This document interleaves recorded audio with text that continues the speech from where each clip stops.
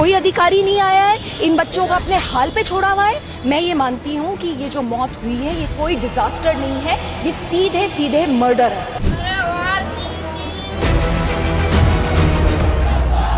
News देखा तो तकरीबन 11:15 का समय था। मैं खाना वाना खा के उसके बाद बैठा तो मैंने सोचा न्यूज़ देख लूँ। तो उसमें ये आ रहा था कि राव IAS स्टडी सर्कल के बेसमेंट में पानी भर गया है और रेस्क्यू ऑपरेशन चल रहा है और बहुत सारे बच्चे फंसे हो सकते हैं। करीब 20-22 बच्चे बाहर निकाले गए हैं। तो उसमें फिर कैजुअलिटी की एक आ गई खबर कि एक बच्ची की कैजुअलिटी हो गई। फिर मैं 5-7 मिनट बाद 2 बच्ची की कैजुअलिटी आ गई। तो चूँकि एडमिशन मैंने ही कराया था तो मुझे पता था कि उसी में है। फिर मैं मुझसे नहीं रहा गया, मैंने कहा कि अब मैं जाके देख के आता हूँ। फिर मैं रास्ते में जा करके कोचिंग वाले को फ़ोन करा और बिटिया का फ़ोन मिला तो उसका फ़ोन बंद आ रहा था। तो कोचिंग वाले को फ़ोन मिला, एक बंदा आ रहा था। एक दूसरा नंबर मैंने मिला, दूसरा मिल गया DP सिंह कोई हैं। तो DP सिंह से मैंने पूछा, मैंने कहा कि क्या आपके कोचिंग में इस तरह कोई घटना हुई है? बोले हाँ, हमारे कोचिंग है, रेस्क्यू ऑपरेशन चल रहा है। तो मैंने कहा मेरी बिटिया का एडमिशन हुआ है, श्रेया यादव, क्या वो भी तो नहीं है इसमें? तो बोले सर अभी नाम तो नहीं बता सकता, पर 2 कैजुअलिटी हुई हैं, 3 कैजुअलिटी हुई हैं, 2 बेटी और 1 बेटे की हुई है। तो फिर मैं मतलब बहुत ही मिसमैनेज लग रहा था। तो मुझे लगा कि पहले मैं जाके PG में देख लूँ उसके, क्योंकि PG मैंने दिलाया था, मैंने रखवाया था। तो मैं PG में करीब 1 बजे पहुँचा। तो 1 बजे जब पहुँचा वहाँ देखा तो उसके रूम में ताला लगा हुआ था। तब मेरा डाउट और हो गया कि फ़ोन मिल नहीं रहा है, रूम में ताला लगा हुआ, रात 12-1 बज रहे हैं, तो अगर होती तो यहीं आती। फिर मैं दोबारा वापस आया, वहाँ DCP साहब से मैंने पूछा तो उन्होंने बताया कि आप एक बार RML के में जाके मोचरी में देख लीजिए। देखिए मुझे अधिकृत तौर पे तो ना कोचिंग सेंटर से कोई जानकारी मिली, ना प्रशासन या पुलिस की तरफ से कोई फ़ोन आया।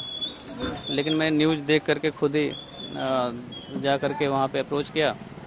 तो वहाँ पहुँचने के बाद DCP साहब थे मेरे ख्याल से। जब नाम पूछा उन्होंने मेरा, मैंने बच्ची का नाम बताया तो बोले कि एक बार आप जो है RML में जाकर देख लीजिए। तो रात तकरीबन 2:30 बजे मैं यहाँ आ गया था। तो मोचरी में 3 बच्चों की डेड बॉडी रखी थी, 2 बेटियाँ थीं और 1 लड़का था। तो उससे मैंने कहा कि मैं एक बार मुझे चेहरा दिखा दो, मैं पहचान लूँ। तो बोला सर ये पुलिस केस है, हम दिखा नहीं सकते। फिर बोला एक पेपर है मेरे पास, आप उसको देखना चाहें देख लें। तो मैं 3 बच्चे थे, एक श्रेया यादव भी नाम लिखा हुआ था। तो फिर मेरी इतनी हिम्मत नहीं हो रही थी मैं उसके अंदर जाकर देखूँ भी, मेरी स्थिति ऐसी नहीं थी। फिर मैं बाहर आके गाड़ी में बैठ गया। फिर सुबह तकरीबन 6 बजे 6:30 बजे के बाद दोबारा गया मैं। तो मैंने कहा भैया आप तो दिखा दो, रात में तो आप मना कर रहे थे, रात में नहीं दिखा सकते। तो बोले अभी जब तक पुलिस नहीं आएगी, IO नहीं आएंगे, तब तक हम नहीं दिखा सकते। जब भी बारिश आती है तो घुटने तक का पानी या वेस्ट तक का पानी यहाँ पे कॉमन साइट है।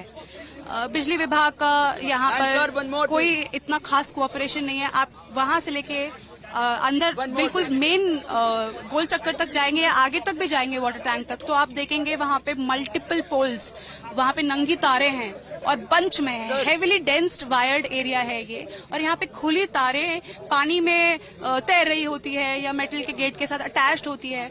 तो इसका खामियाजा हम भुगत रहे हैं। ये सारी चीजें तो सुपरफिशियल लोगों को दिखती नहीं है जब तक इतने बड़े कांड नहीं हो जाते। बट ये प्रॉब्लम्स जेन्युइन है। दूसरा MCD इतना बड़ा सीवेज प्रॉब्लम है। हर बेसमेंट में लाइब्रेरी है।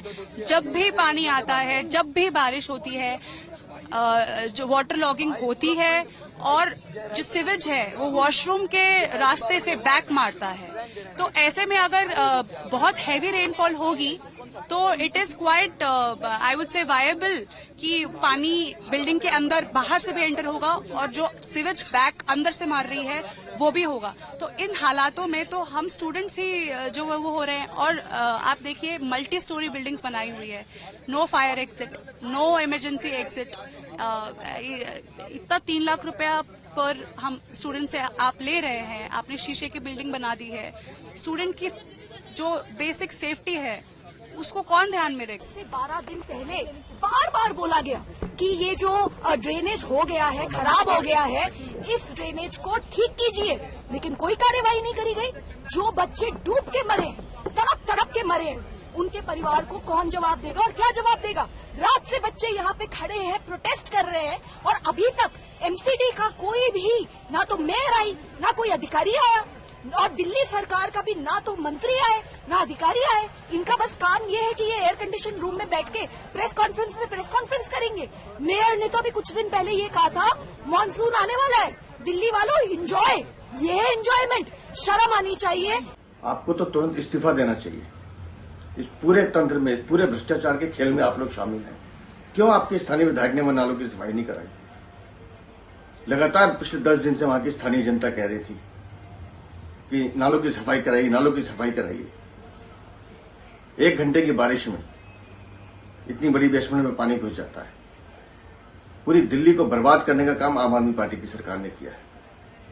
और जो भ्रष्ट अफसर, जो तंत्र इसमें शामिल है, सबको सूली पे लटका देना चाहिए।